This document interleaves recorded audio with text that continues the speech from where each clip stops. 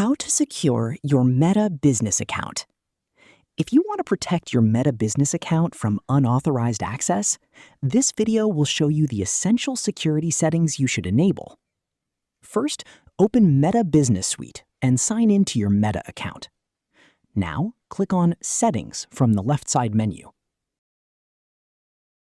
Next, scroll down and open Security Center. Here, enable two-factor authentication for all users who have access to your business account. You should also review your business admins and user permissions regularly and remove anyone who no longer needs access. Check your recent login activity to make sure there are no unknown devices or locations accessing your account. Finally, use a strong, unique password for your Meta account and keep your recovery information up to date. That's how you can secure your Meta business account and protect your business assets.